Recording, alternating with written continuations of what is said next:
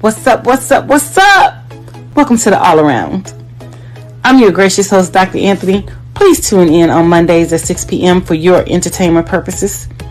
We will hit current topics, old topics, and everything else in between. Be there or be square. Deuces, my loves.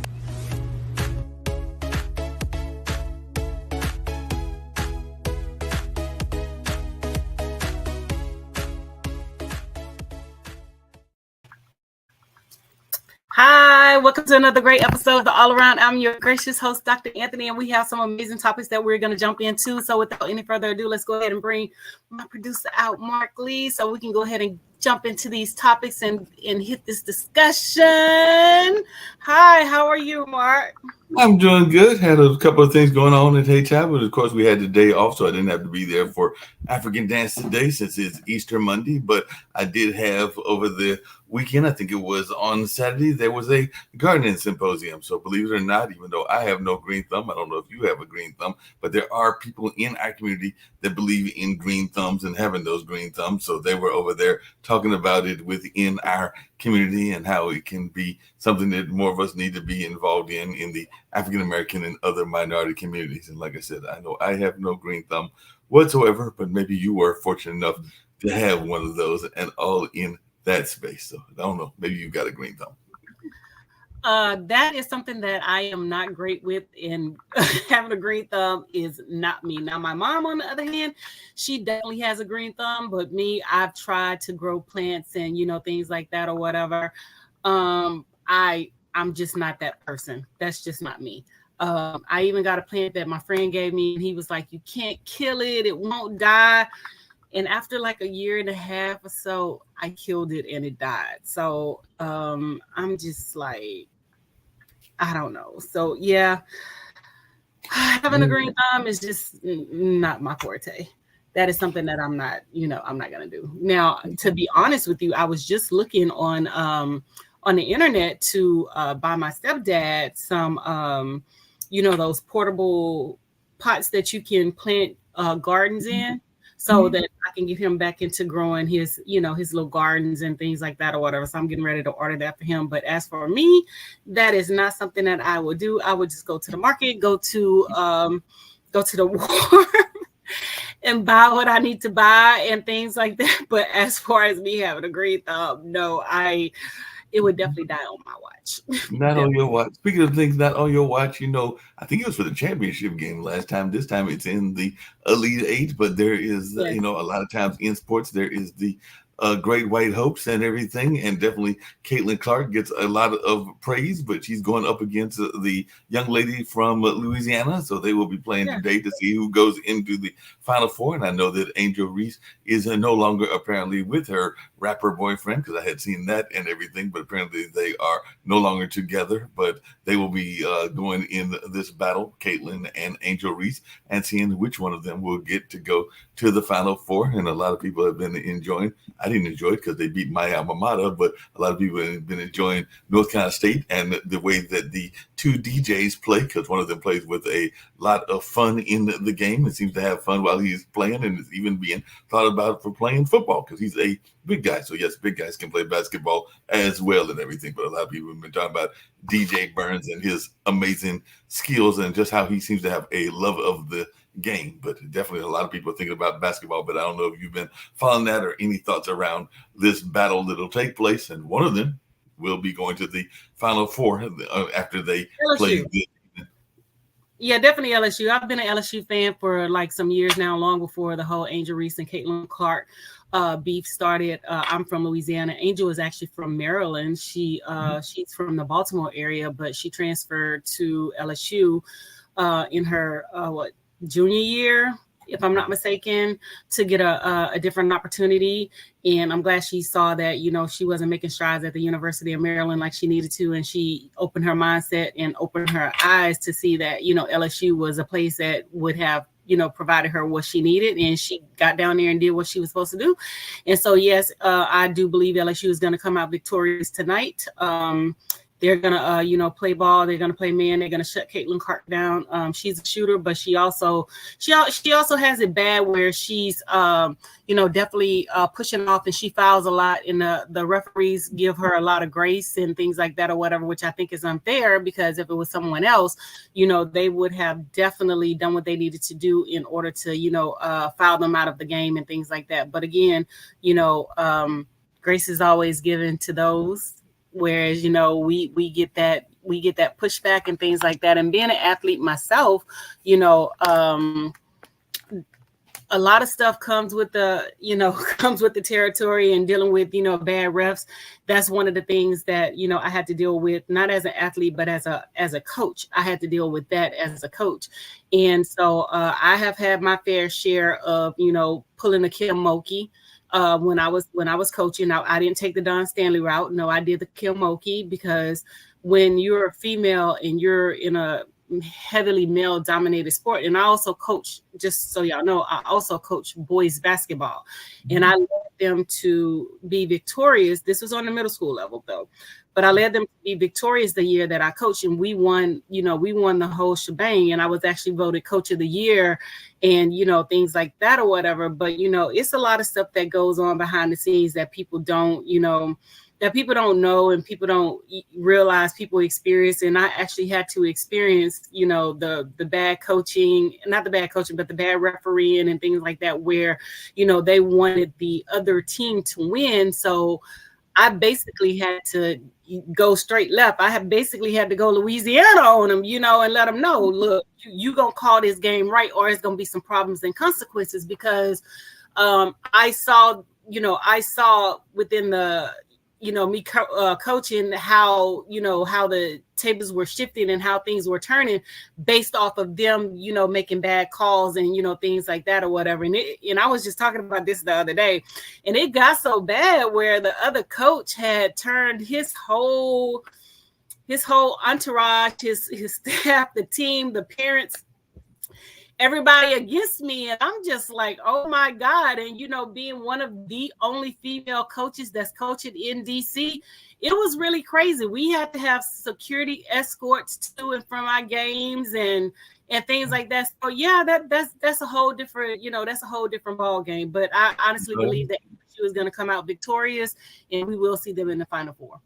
Yeah, and like I said, I know North Carolina State has surprised people because they were an 11th seed in terms of the guys, and I think the women were lower seed too, but they did send two folks from representing Raleigh and all in that space. As a matter of fact, I think some people even visited Jimmy Valvano's grave, probably thinking that maybe he's doing some stuff from beyond and all along those lines, because it has not happened in decades, and I mean many decades. But a lot of people have been talking about how much fun DJ Burns seems to be having, because he was over there even doing some shake and bake dance moves while they were winning and everything. So even the announcers were talking about, like, he just seems to have a joy for the game and seems to be enjoying it, and definitely seems to be, even his dad is involved in the game, which we oftentimes hear about the absent dads and all in that space, but his dad seems to be engaged with his son playing and all in that space. So that's good to see and everything. But it was just amazing. But a lot of times folks are thinking that big guys, and I'm not exactly a slender guy myself, can't do graceful moves, but they were always talking about how graceful he is and everything,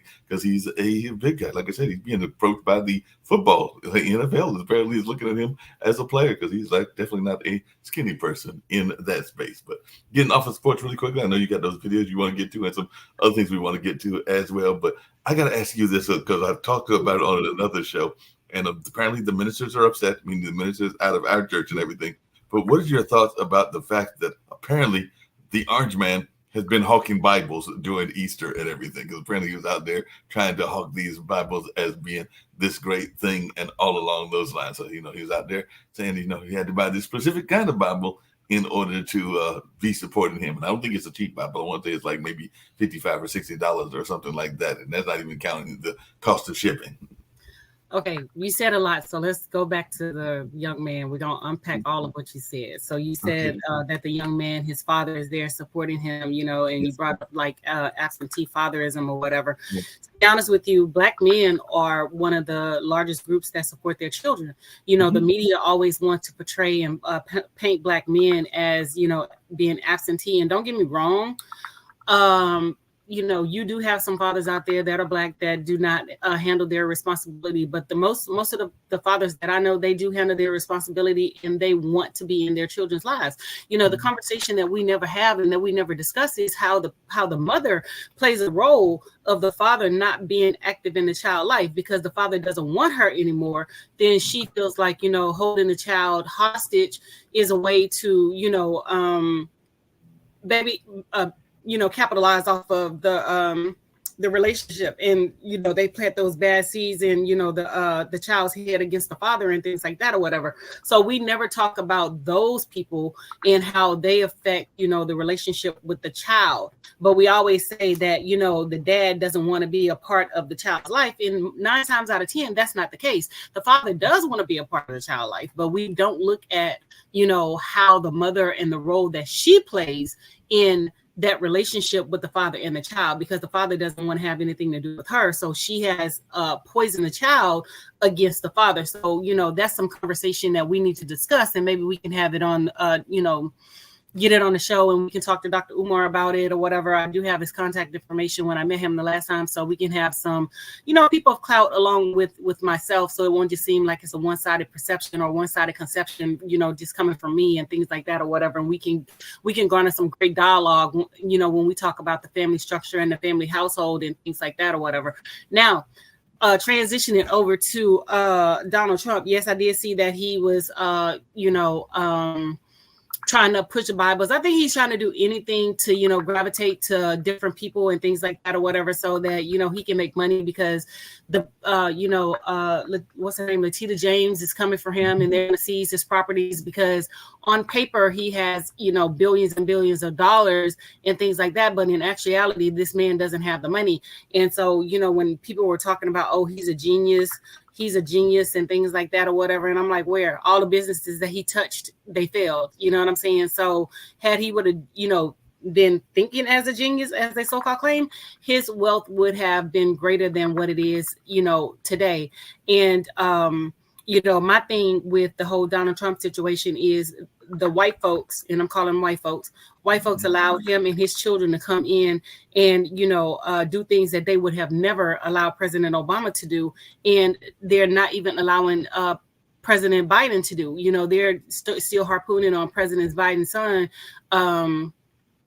about, he did some faulty businesses and things like that. But there was clear nepotism in the White House with Donald Trump. But, they want to shield all that, and they want to take that and say that, there was no nepotism and things like that or whatever. They wasn't getting paid, but they didn't have to get paid. But the business dealings that they got from, giving access to Donald Trump and giving access to that White House was, enough for treason and things like that or whatever. So, hey, Dr. Anthony, I agree with everything you said, but I want to come back just because you brought it up. And there is a person on the network, it's not one of the founders, it's somebody else that is sometimes coming onto the shows and is trying to paint this picture that the collapse of the family structure is the reason that America in general and the world in general is in so much trouble, and all along those lines. So they're trying to paint it as if the fact that there are single mothers and single dads as being part of the problem and the reason that we have had all of these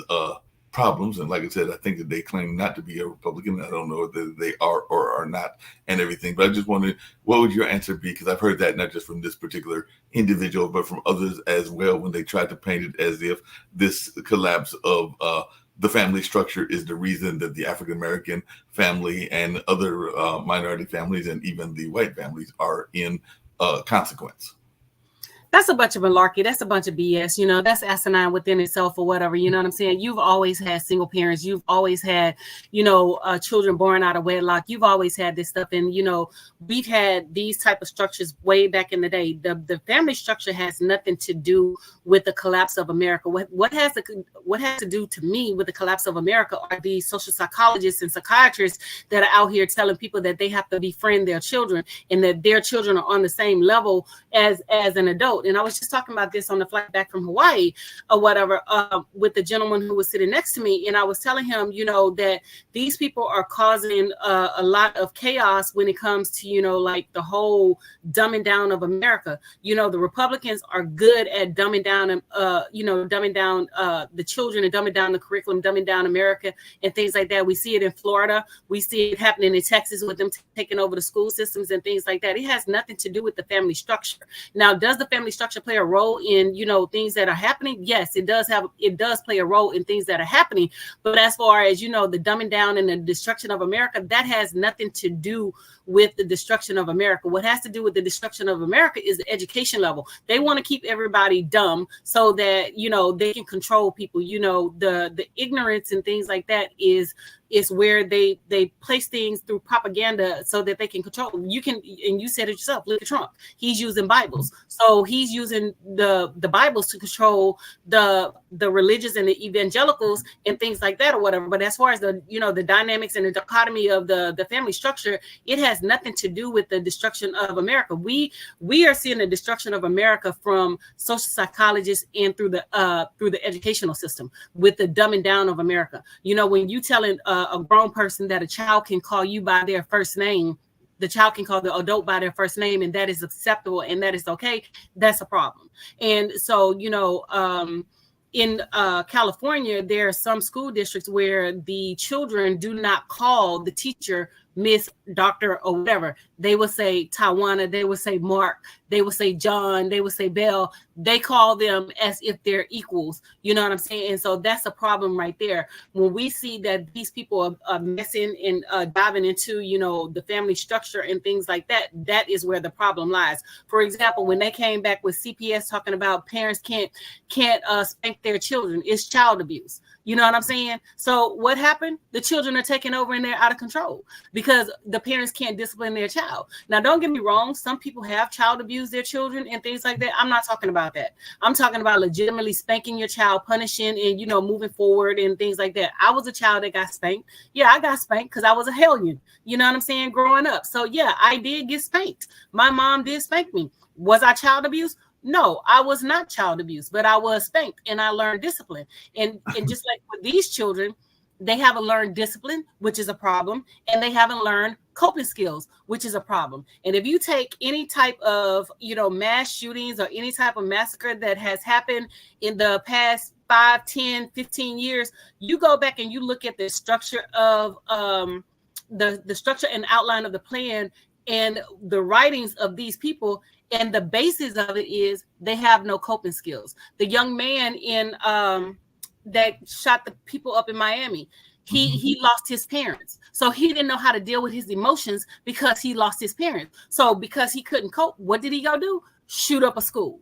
The young man in Texas, it was a young man in Texas that shot up a school, not the Uvalde, but it was a different one in Texas that shot up a school and things like that. Why did he shoot up a school? Because he was rejected by a girl. So you have all these unstable men who don't know how to cope, who are, never been in a situation where they had to deal with their feelings, had to process their feelings. And now that they're in a situation where their feelings are needed and they must process their feelings, they don't know how to do it. And so these social psychologists have set these people up for failure. That is the destruction of America, not the single family unit, not all of that, because we've always had single family units. And we're going to continue to have single family units, but that is not the destruction of America. It's coming from the psychologists, the psychiatrists, and the social structure with that is the dichotomy of the educational system. That's where it's coming from, because we have allowed those people to control what we do with our children.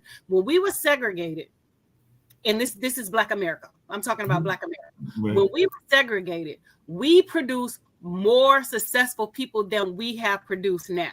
You know what I'm saying? When we had control of our children, when we had control of the educational system, we had control of how our children learn, what they learn, and things like that. We put them in positions of success. Nowadays, what they want to do, they want to put the child in special ed because they don't know how to deal with the child. They think, because the child is active or challenging the status quo, you know, that they're ADHD, they're this, they're that. And I tell people, and I use myself all the time, I tell them all the time, you know, I would not have been successful in a lot of the educators' classes that we have today because of how they teach and how I learn. And they expect everybody to fit in one singular box. Everybody doesn't fit in one singular box. Everybody is not the same. But with these social psychologists and psychiatrists, they don't understand that what they have done is set us all up for failure. And to be honest with you, we're screwed. We're basically fucked. No, I hear what you're saying. I hear what you're saying, Dr. Anthony. But along those same lines, and I don't know your thoughts around this, but I have heard some people, and I think I mentioned to you before, my brother works with some of those kids that are quote unquote at risk and everything. And I don't know, even though I had a friend that passed away not that long ago that talked about what you talked about, which is the Black Wall Streets and the success that we had when we were segregated and everything. And I don't know the prevalence. I'm sure there were gangs during that time, but I'm not sure of the prevalence of gangs during that time. And I do know that sometimes if you talk to people that are in the gangs, they talk about the notion of gangs being a substitute family and all in that space. So I didn't know if you had any thoughts around that, because I do hear that some people say that the reason the kids go into gangs is because they are trying to find a family where they feel that they have no family. Well, I mean, you know, I think that's a bunch of malarkey too. I think that's a bunch of BS and things like that or whatever. You know, a lot of that gang stuff is passed down through it's generational and things like that. That's just like this unspoken rule, you know, like if I get in trouble, I'm going to take the heat for, you know, everybody. I'm going to take the fall for everybody. And I tell everybody right off the break, if you doing something and I get pulled in for it, I'm bringing your ass in it too, because I'm not taking the heat for you. You know what I'm saying? And that's just, you know, that's just these unspoken rules within, you know, the social dichotomy of, you know, especially the, you know, the Black community, because I talked to my brother about it, because my brother have taken the rap for folks and went to jail and things like that or whatever. You know, other people have done stuff and he's taking the rap for it. And I'm like, you know, how dumb is that? I'm not taking the rap for nobody. Prime example, there were 2 children who went in Texas in a Wells Fargo, 3 children went in Wells Fargo, a 9, 11, and a 10-year-old, and tried to rob a bank. So you already know that there were some grown folks behind the move for these children trying to rob a bank, because what child in their right mind is going to think of, you know, trying to hold up a freaking bank? And one of the moms called and reported her son that, you know, he was one of the children that participated in the bank robbery, which she should have. You know what I'm saying? So a lot of this stuff is, you know, is passed down through, you know, hanging out on the block or being out on the square or whatever they want to call it and things like that or whatever, which, you know, for the life of me, I don't understand this blind loyalty to, you know, to people and places and things like that. Just for example, I live in DC. So, you know, you have people who are loyal to, you know, different sets and different hoods. And I'm like, first of all, you're in the projects. Let's just start there. Second of all, you own none of this. You know what I'm saying? So what is your blind loyalty to an area that you don't even own and you're in the projects? You know, for the life of me, I just don't understand that foolishness. And so that's, you know, that's very asinine to me in nature or whatever. But, you know, like I was saying, you know, the people that are in positions of power and play, you know, and to be honest with you, I think it's by design. You know, they want our children in a disarray. They want our children illiterate. They want our children to, you know, not know things and things like that, because you can control the masses when you know, a person is illiterate, because you've already heard the term, you know, if you want something, hide it in a book. You know what I'm saying? Because nobody's going to go and nobody's going to read it. So, you know, again, when we had control over our children, we had better behavior, we had higher graduation rates, we had a whole lot of things. But, you know, and not just to fault the parents or whatever and things, but, you know, it is the parents' fault to a certain degree. And, you know, we have to get creative with how we discipline our child and how we discipline children, because they already know that all they have to do is take one phone call and, you know, the law is on their side and say that X, Y, and Z happened. Like, for example, I was a foster parent, you know, and I would never in life ever do that again. You know what I'm saying? I don't care how many children are in foster care. I don't care who needs help. I will never put myself in that position again, because if you don't know about, you know, those systems and things like that or whatever, you can say, oh, you know, I want to do this, I want to do that. You know, there's some good kids out there. Well, I didn't have any. Just put it like that. You know what I'm saying? And we can do a whole nother show on that. But I'm just saying how, they have emboldened and empowered these children to think that, there are no consequences and no structures to be had. So my thing is, if you think you're growner than me, you need to get out of my house and you need to raise yourself. You know what I'm saying? So at the end of the day, I ended up calling the person that certified me to be a foster parent. And I told her I no longer wanted to be a foster parent. I called the social worker and told them, come and remove the child out of my home. This is not for me. This is not going to work. Not that I wasn't a great parent, because I was.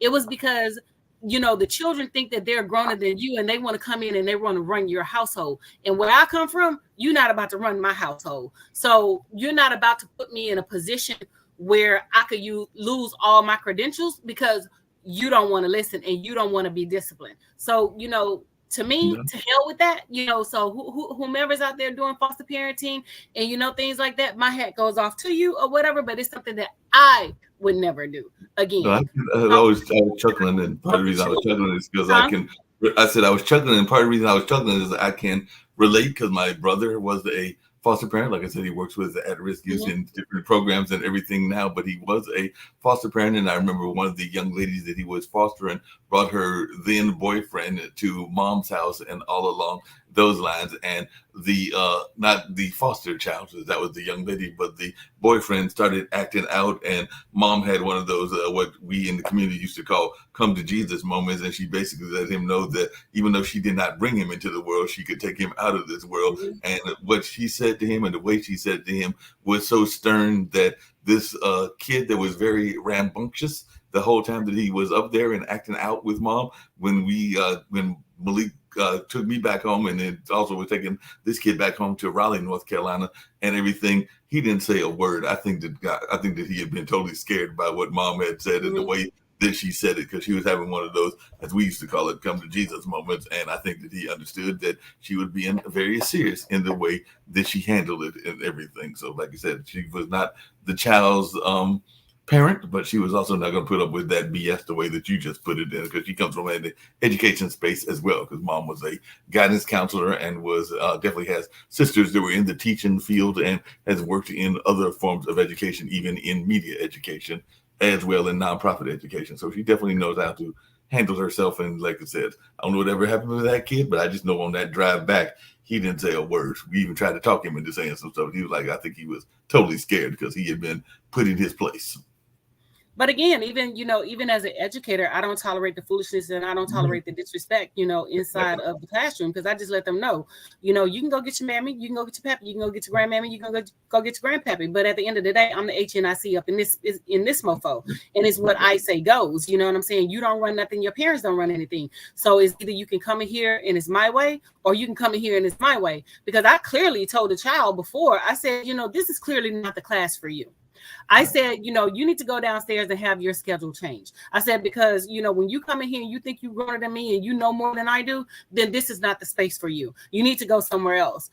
So after I had that, come to Jesus talk with him or whatever, he basically straightened up. Oh, no, Dr. Anthony, I want to be in your class. I want to stay in here. I want to do this. I want to do that. Because what you're not about to do is you're not about to come in my classroom and you're not about to be a terror. You're not about to, be disrespectful. You're not about to do any of those things, because I'm not disrespectful to you, and you're definitely not going to be disrespectful to me. And that's just the bottom line. Now and like I told him, I said, if it's something that you dislike about, whatever, I'll give you a chance to, state your piece and things like that. But it's your tone and delivery. It's how you say it, and it's how you deliver it to the adult and things like that. And I said, if we can't come to a head, we can't, work it out, then go get your parent. Let me communicate with your parent, because at the end of the day, you are not the adult. And if we're not seeing eye to eye, then maybe I need to speak with your parent and things like that. And I've had parents come up to the school trying to fight me and things like that or whatever. And I just let them know, one, I'm not from this area.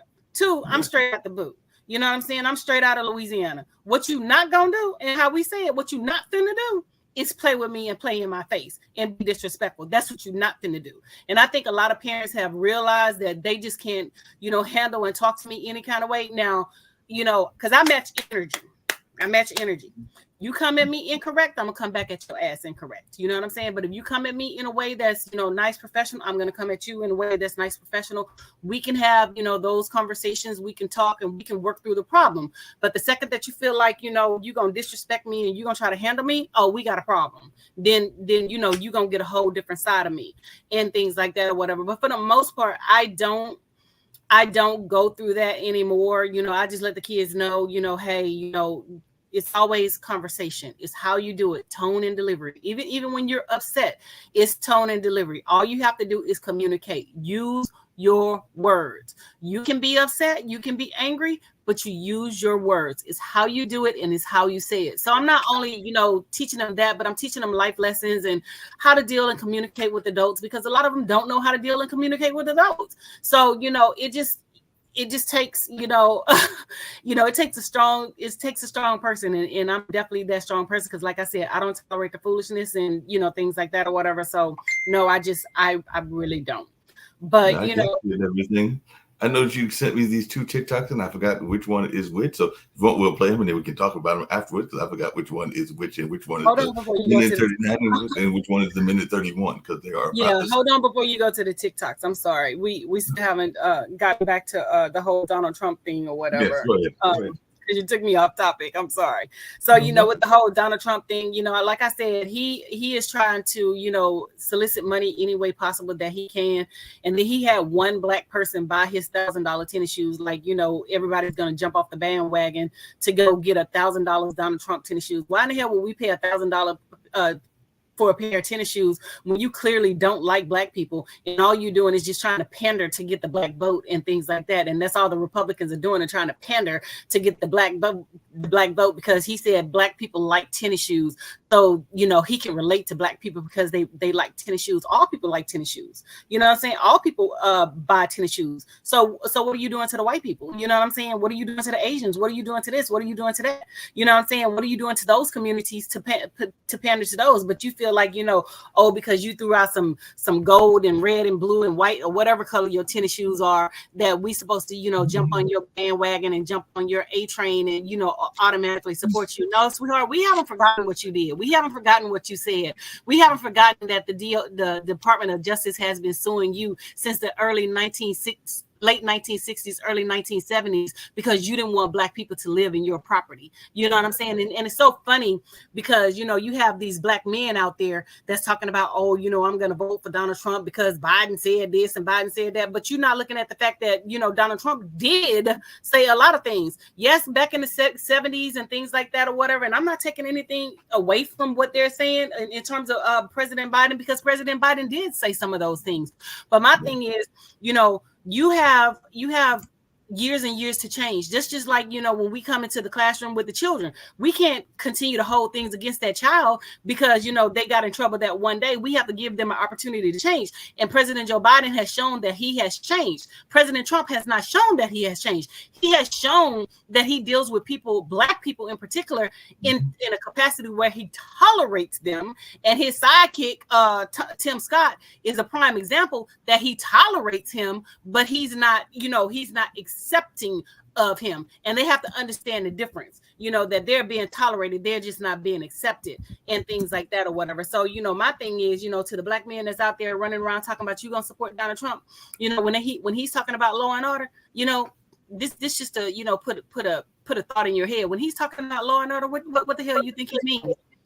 When he's talking about law and order, he's talking about your black ass. He's talking about policing you. That's what he's talking about. He's talking about being a dictator on day one. You know what I'm saying? So you honestly think that you're going to be safe? You know what I'm saying? You honestly think that these white people are going to stand with you? You honestly think that they're going to hold your hand and, you know, commemorate you on, you know, what you got going on? You honestly think that you're going to be in the same pool with these white folks? You know, you got another thing coming. So, you know, my thing is to the black women, you know, we have to rethink our loyalty to these black men in a certain degree, you know, and I'm not saying it's all black men, but I'm talking about the ones that are out there pandering to talking about you're voting Republican and you're voting, you know, Donald Trump, and you're voting against black women on best interest when you're doing stuff like that. That we need to stop having this blind loyalty, this blind support for you, you know, because like I said, I'm not gonna march for you, I'm not gonna pray to you, and I'm damn sure not gonna donate to you. You know what I'm saying? So we need to rethink that. So yeah, so we can go No, ahead. but just really quickly before we get to that, because you went there down that path. But I did see,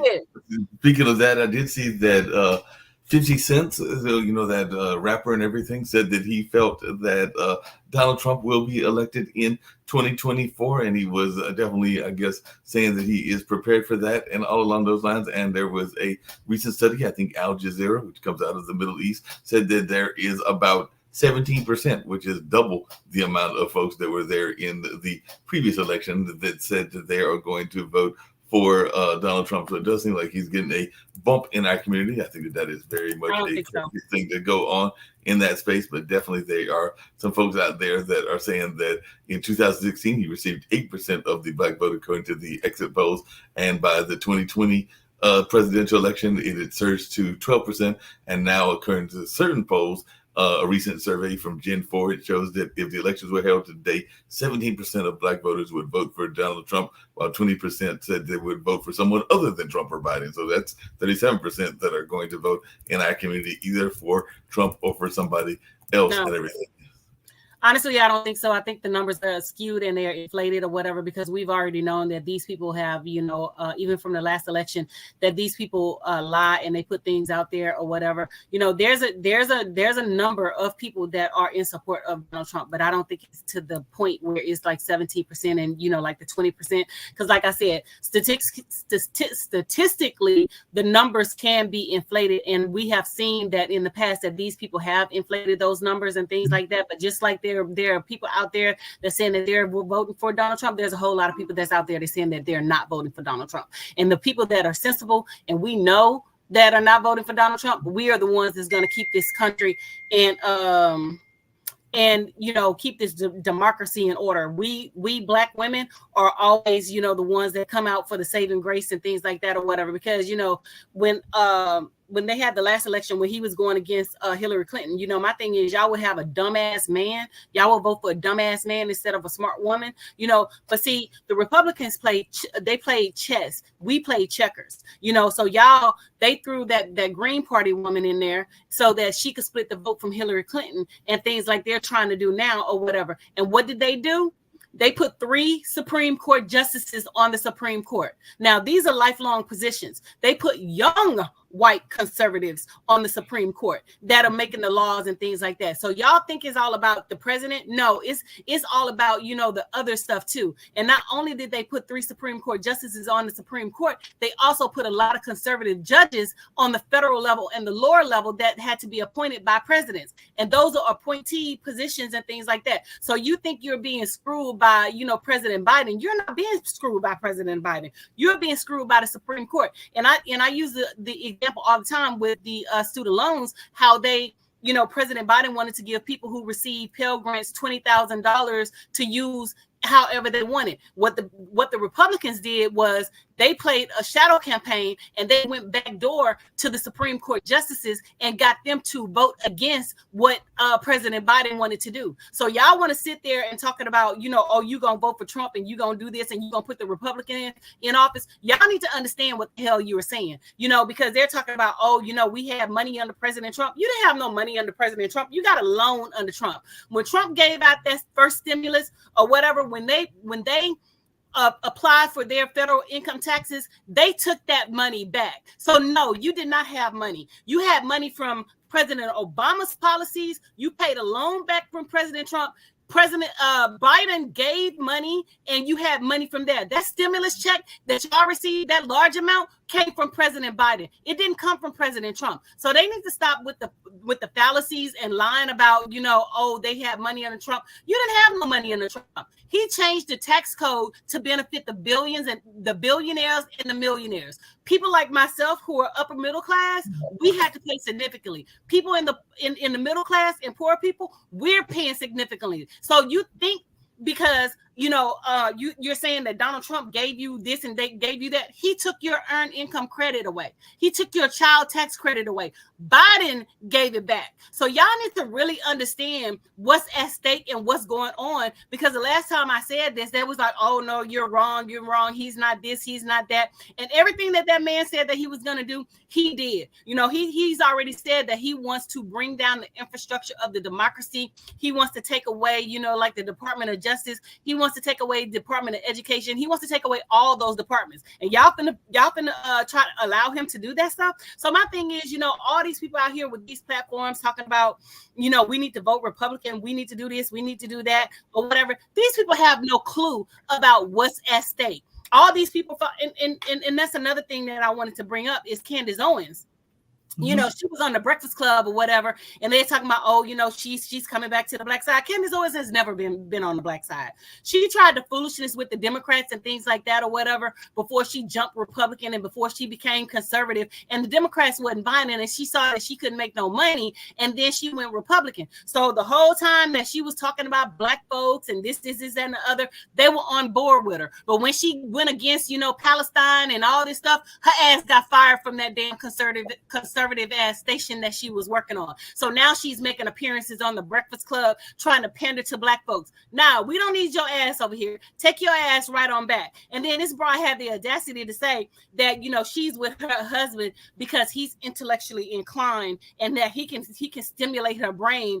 So, she's saying that she didn't marry a black man because she didn't get that from a black man. So you're trying to say that black men are dumb? They couldn't stimulate your brain? They're not intellectually inclined? You had to go jump ship and you had to go to a white man? Man, bro, get the hell up out of here. You know what I'm saying? And my thing is, send that broad packing and send her ass back to, wherever the hell she came from, conservative, conservative.com, conservative America, and things like that. And then they were like, oh, just hilarious, who's not funny to me at all. And what's his name? The other one that's on the Breakfast Club, the guy. The guy. I can't recall his name right now. They should have asked hard questions. First of all, these people are not equipped in terms of politics and things like that, because they had this man on CNN or one of the news stations trying to basically reprimand Vice President Kamala Harris and things like that. First of all, Vice President Kamala Harris runs circles around you. You're not qualified to stand in her shadow. And for them to bring out for them to try to bring out this man talking about he's qualified to speak on Black America and for this or whatever, that's asinine or whatever, because he's not even qualified to speak on nobody with his raping his wife's self, because he said that he raped his wife before before they got married and things like that or whatever. Charlemagne the God, that's his name, Charlemagne the God. So my thing is, every time he opens his mouth, he puts his foot in his mouth and things like that or whatever, because he's been, getting a lot of backlash for, like things that he said. But, they brought this man and gave him a national platform talking about, Vice President Kamala Harris and talking about what she did for Black men. When are we going to start holding Black men accountable? Stop going out there doing the bullshit that you're doing or whatever, you know what I'm saying? And you won't get caught up, and I'm not saying that, all Black men are out there doing, BS, because some people did legitimately get caught up, in the policing and things like that or whatever. But I'm not talking about those. I'm talking about the Black men that are out there actually doing these crimes and things like that or whatever, that are actually, in the justice system, because they should be in the justice system. I'm not talking about the ones that got caught up that are free. I mean, that were innocent. You know what I'm saying? I'm not talking about those. I'm talking about the ones that are actually out there doing things. Prime example, we've, before you go there, give me 1 second. Prime example is, we've had a lot of children, Black kids, who are robbing senators, who are carjacking, who are doing all this stuff. So, are they not to be punished? One of them, killed a representative for Donald Trump not long ago. So they're not to be punished.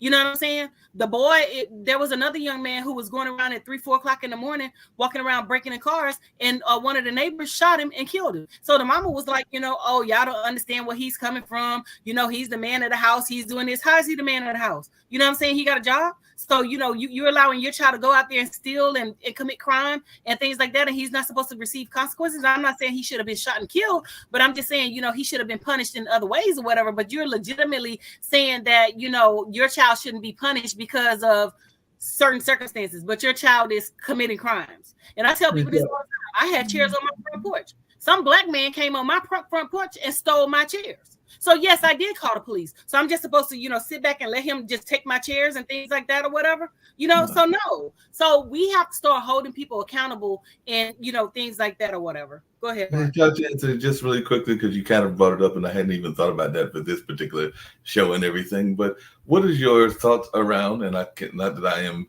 knocking it, because like I said, my dad has been involved for a number of years with a Jewish American woman and everything. But you just mentioned Candace Owen and the reason that she said that she was with her white husband, and actually Kamala Harris also has a white husband, and I want to say it's one of the major tennis players. It's either Serena or Venus that's married to that particular billionaire that's in the social media space and everything. So I just wanted your thoughts as a definitely I would consider you a black nationalist, and I don't think that that's a bad thing to be and everything, but I just wanted your take on some of these women that are deciding to go outside of the race and maybe go to the other races for their spouses and everything. And to be honest with you, I don't blame them, because I mean, like I said, we hold this blind loyalty to black men, but they don't hold blind loyalty to us. You have the passport brothers out there talking about how they go into these Asian countries, these, Hispanic countries, these Latin countries and things like that, because, black women are this and black women are that or whatever, you know what I'm saying?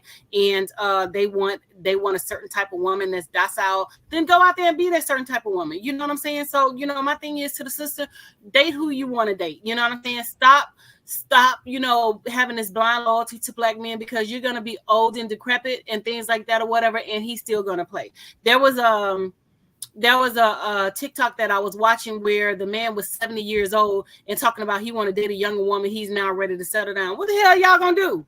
You're 70. You're past your prime. You done. You're used up. You know what I'm saying? So what type of life are you gonna try to have with a younger person or whatever after 70 years old? You done ran through it. You ran through your old, decrepit, used up, and things like that. So what woman are you trying to entrap? You know what I'm saying? So it took you 70 years to make sure that you were ready to be in a sound relationship. So nah. Power to the sisters. If that's what you want to do, go out and do it. And you mentioned Serena Williams. Serena Williams did give black men a chance. You know what I'm saying? She gave them all a chance before she went out and stepped before the white guy stepped to her and things like that. What the black man said, they talked about her features. They said she was ugly. They said she was unattractive. They said that she was not sexy. So what do you think she's supposed to do? Is she supposed to take the abuse and the trauma and things like that and live a life of being alone? Or she goes outside of her race and dates somebody else who genuinely, loves her, respects her, and things like that or whatever. So that's the other side. You know what I'm saying? So the black men are always talking about, black women this and black women that and this, that, and the other or whatever. You know what I'm saying? But, my thing is, if that's what you want to date, go ahead and date that person. But don't keep putting black women in the arena of, this is why you're dating that person. We don't give a shit why you date that person, because 9 times out of 10, you're not one of the ones that we want to date anyway. You know what I'm saying? I agree with you on that and everything. I was going to be ready to say, just to push back on something you said slightly, just a slight pushback and everything. But I do know that with the aging of America and the fact that medicine has gotten better and the fact that people have gotten better, that I know some very virile, I guess is the word, gentlemen that are in their 80s and 90s and everything in that space. So there are some people that are still able to be very much active, even as they are older and everything in that space. So while that might not be everybody's speed, and I'm not saying that they got to go for the younger people either, because that can sometimes be very scary and all along those lines. But there are some people out there that are in my early 60s, but there are some people that are definitely even at my dad's age that can be very much active and even active in certain ways and everything. So I mean, I understand that, but at the same time, what do y'all have in common? You 90 and she's 40. What do y'all have in common? You know what I'm saying? You know, just, you know, call a spade, keep it real. You know, you're used up, you done hold around, you done played, now you want a younger woman with no kids. You know what I'm saying? So, like, what do y'all have in common? Honestly, no. Stay over there. Go to the nursing home or wherever you gonna go, and, you know, be a geriatric and things like that. And don't get me wrong, I'm a pre-senior citizen. I'll be 50 in less than, you know, a month or so. You know what I'm saying? In May. But, you know, at the same time, you know, Black men need to stop playing with Black women and things like that. So you got to wait till you're 90 to settle down and get in a serious relationship. You got to wait till you're 70 to settle down and get in a serious relationship. Like, something is not right there. Something is not right there. Well, like I said, I've seen some, and I'm not saying it's the case for everybody, but I have seen some May-December relationships that have worked. I had a friend of mine that was actually May-December and different, not orientations, but different religious backgrounds. Because I want to say that the woman who was actually the older one was a stout Christian, and the gentleman who was in his 50s, and they've been together now for a few years. Because I think when they got together, he was in his 40s and she was in her 60s or something like that. But they've been together for a minute, and they seem to be quite satisfied. So, like you sometimes say, to each their own and everything. So I have seen that there have been some cases where the exceptions to the rules can play out. And like I said, they actually belong to different religious groups, because I know that he is a devout Muslim, or at least he was a devout Muslim, and I think she was a devout Christian, but they managed to find a way to make both the age and the religious differences work. And like I said, to each their own, and sometimes people are able to make those things work. But I do know that there are, as you just said, there's some people out there that are looking for sugar daddies, but there are also some people out there looking for sugar mamas as well. So we do know that exists as well. So I do acknowledge that there are some people that are there for selfish reasons, to say the least, and everything. I know we've only got 10 minutes, but I do want to play these videos of yours. Well, can you just hold off on the videos, because I want to do more than 10-minute segment of the videos, and we go into it next show. Because you know, again, they're trying to gaslight Black women or whatever. So we can just continue with the conversation that we have, you know, set forth for today, and then we'll start with the videos on the next show, so that I'll have more time to, you know, dig into that ass and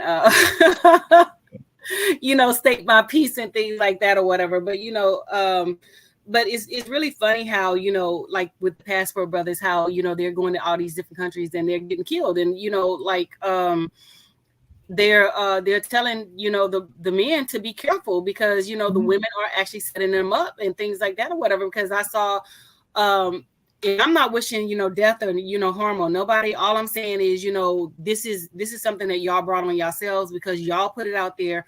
Y'all was the ones that saying y'all wanted these Latin women, y'all want these Asian women, y'all want, you know, all these other different types of women and things like that. So now they're playing to your emotional, unstable emotional ass and your sexual fantasies and your, you know, your domineering ways, and you guys are being set up and you guys are being killed. Because when I read the article, the father said that his son was killed because he went to another country to meet a woman. So they're telling people on the websites is, you know, if you're going to these countries to meet a woman, do not go to their homes. Do not go to a place that she suggests. You suggest and stay in a public forum, so that you can make sure that you leave that country not in a body bag, but, you know, alive, and you're not being unalived in things like that or whatever. But, you know, again, you know, they're using the excuse that Black women are, you know, Black women are not, you know, Black women are not, you know, this. Sorry, but Dr. Anthony, isn't that just common sense? Because I mean, I've definitely seen people that have been lured into situations, even here in America. And I do remember that even our European brothers used to sometimes get people that wanted to get, before the war in Ukraine, the Ukrainian and Eastern European young ladies and everything. There was a whole market that was going on, I think, on the internet with mail order brides and everything. So I think that this is. I still have them. One of my friends did a mail order bride, and I told him he shouldn't have. One of my friends, when I worked at the state of Maryland, he did a mail order bride and things like that or whatever. And this woman played him, and, you know, got married and came to the States, because that was her ultimate goal, to come to the States and things like that or whatever. He got it from the Dominican Republic. And when I tell you that woman made his life a living hell, you know, he almost lost his credentials behind this woman, because she lied and said that he had domestically abused her and, you know, all kind of other stuff or whatever. And this man had to put out so so much money to clear his name and things like that or whatever. So, you know, he wouldn't listen, but that's what he wanted and things like that or whatever. So I tell people, like you said, to each his own. You know, if that's what you want to do, be mindful of, you know, what you're getting yourself into, because it's not all, you know, humpy gory and, you know, things like that or whatever. You know, she wanted him to spend all this money, you know, sending her family money and, you know, things like that, sending new iPhones and all this kind of other stuff, because she had no intentions on being with him in, you know, in a long-term, you know, relationship like that or whatever. So this, you know, like I said, to each his own. You know, if that's what you want to do, that's what you want to do, but be ready for the consequences and the repercussions of your actions and things like that or whatever. So, you know, like I said, they can keep the passport, brother, because 9 times out of 10 it's somebody that we, as you know, as Black women, we wouldn't even give the time to. And, you know, again, an unstable, emotional man who can't have his, you know, who can't handle his feelings, who was rejected, because everybody is not going to, you know, like you. Everybody's not going to talk to you, but because you were rejected, you didn't know how to handle yourself. You know, we've seen, you know, the term, you know, unalive. We've seen women, Black women especially, have been murdered and unalive because men don't know how to handle their rejection. Prime example, there was a young lady who was on a train. A Black man came up to her and told her, you know, I want you to have my babies. And he was like, no. She was like, no. And, you know, she basically rejected him. He stabbed her. He killed her. You know what I'm saying? A young lady was walking not long ago, walking to school, and she was killed because the young man was rejected. He was trying to give her balloons and things like that or whatever. But, you know, these are things that we're not talking about, the trauma and the unstableness of these Black men and not being able to handle their emotions and things like that or whatever. You know, so you always want to talk about Black women, but we have to talk about the Black men and their instability. No, Black men are just as guilty. And speaking of being mindful, I know we only got about 5 minutes to go, but I did want to bring this up and hear about your thoughts, because, you know, hip hop is very much an important part of our culture and everything.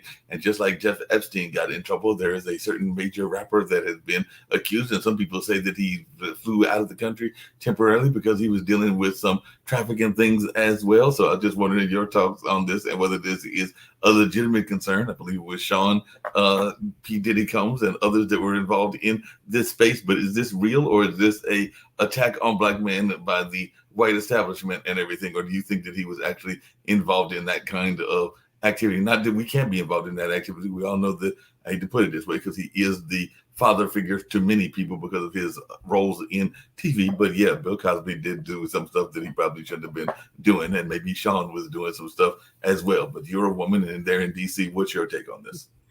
Well, you know, the whole Bill Cosby thing, you know, nobody forced nobody to do nothing. You know what I'm saying? You had an opportunity to, you know, decline, because like I've been in situations, you know, people are like, oh, you want this drink, you know, or you want to do this, you want to do that. And I'm like, no, I'm not doing anything or whatever, you know, so you have an opportunity to decline. And, you know, my thing is with the whole Bill Cosby situation, you waited 70 years and you told nobody. That's you know, that's mathematically impossible, because we as women, we have one person that we talk to everything about. And I don't care, you know, what woman it is or whatever. We have one person that we're going to discuss everything. And you mean to tell me in 70 years you didn't tell nobody? So I know they were lying. So, you know, my thing with that is, you know, they were after money. And the P. Diddy situation, you know, I feel like that certain things happen or whatever, but at the same time, you could have walked away. You know, and there are people saying, you know, stories where they left and they walked away. Nobody told you to stay in those situations. You had a choice.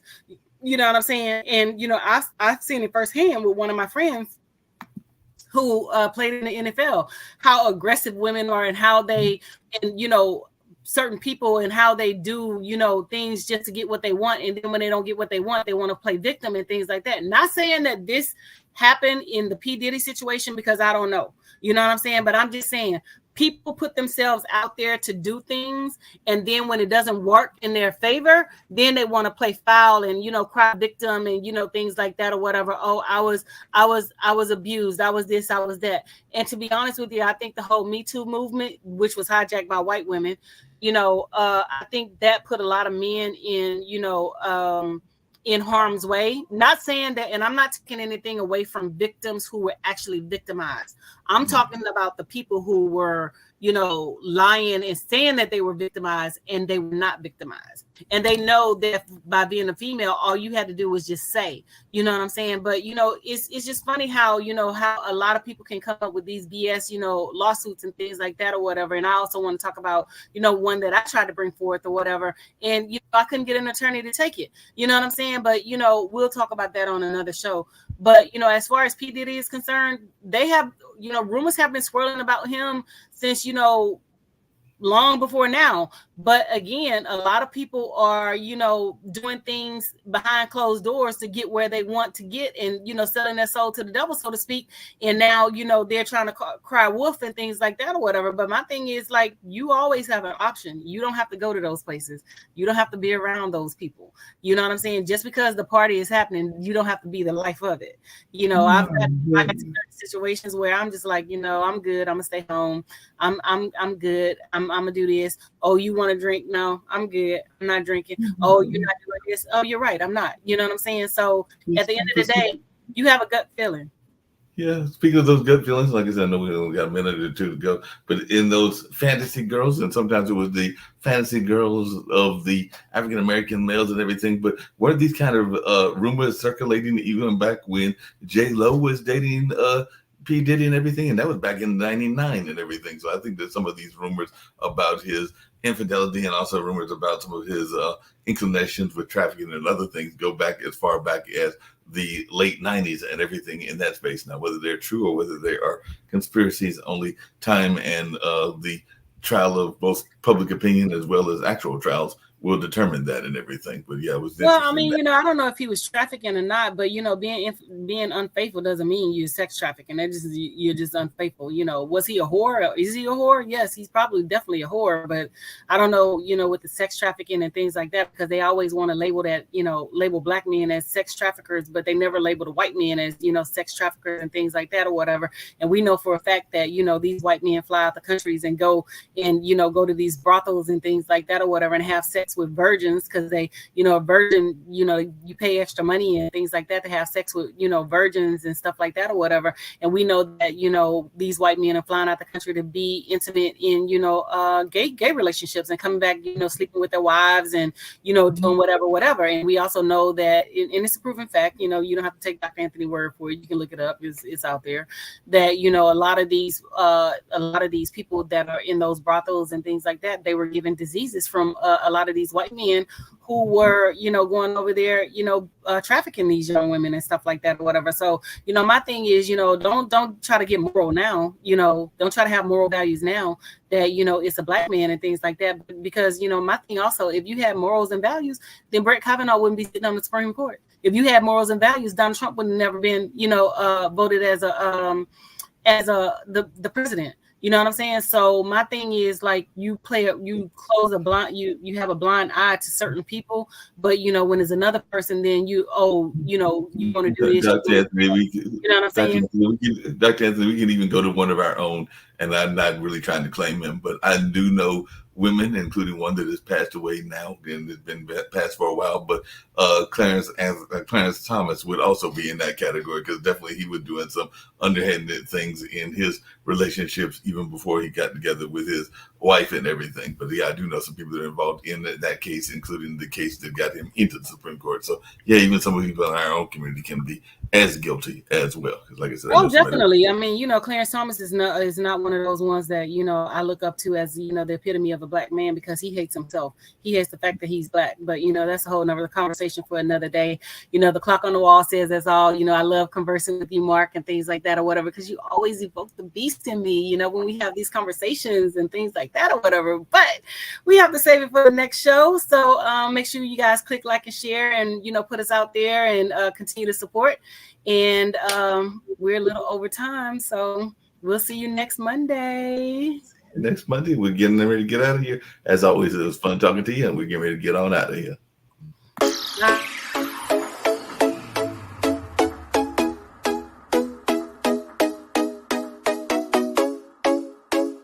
What's up? Welcome to the All Around.